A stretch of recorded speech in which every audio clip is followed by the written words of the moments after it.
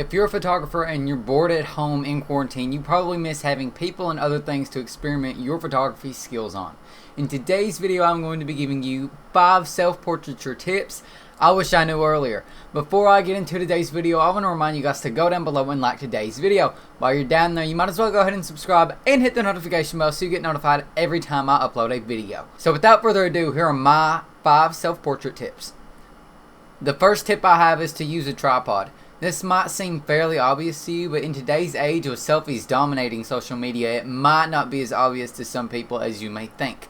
So unless you want to have a selfie style portrait with a distracting outstretched arm, I recommend using a tripod. Regardless of the environment, I recommend having a sturdy tripod. The tripod I use is a Xiaomi M6 and it works great for me. To see a review on that tripod, you can click right here. My second tip is to use your camera's self-timer feature. Obviously, you're not the Flash, so you can't press your camera shutter button and immediately be in front of the camera to get your picture taken.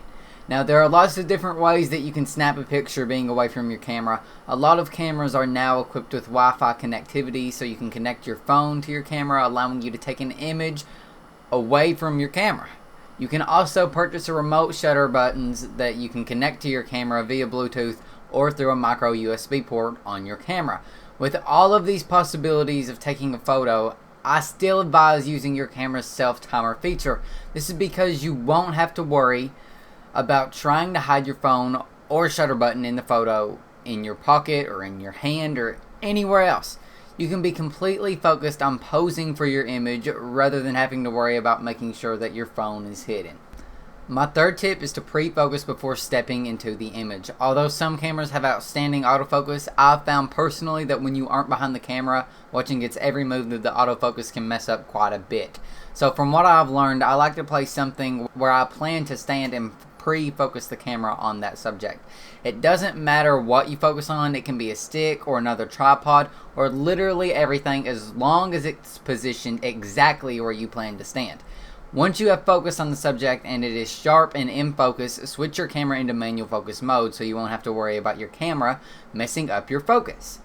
Then you move the subject that you focus and stand in its place after snapping your shutter button. My fourth tip is important for any photo, but is something you have to keep in mind even more when you aren't behind the camera. Make sure that your composition is good for the photo. Make sure that there aren't any distracting elements or anything else for that matter in the photo that could pull the attention away from you. This is very important with self-portraiture because you won't be behind the camera when it snaps the photo to make sure that this isn't happening. So make sure that you check this before getting in front of your camera. Before I give you all the fifth and final tip, I want to remind you guys that I have a photo book called Out of the Darkness that you all can purchase. Just use the links down below. You purchase it on blurb.com. It's a great book, or you can go to www.rollinsamazingphotography.com and you can also find the link to purchase this on my homepage. Thank you all so much, and let's get back into the video. My fifth and final self-portraiture tip is to experiment with your facial expressions. You may be surprised how a simple facial expression can entirely shift the mood of an image. If you make an angry expression, you're likely going to associate negative emotions with the image. And if that's the mood that you're wanting to convey to the viewer, then great.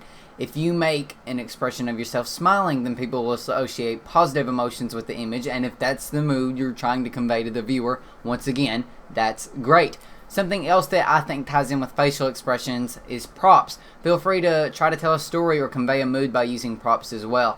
This can be anything from tilting the sunglasses below your eyes to walking through a field of flowers holding a hat.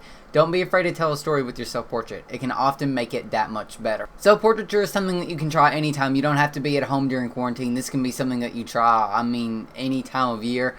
Anytime, even if you're not in quarantine and you're watching this, these are still 5 great tips that I wish I knew sooner, like a lot sooner when I first started self-portraiture, and I wanted to share them with you guys today.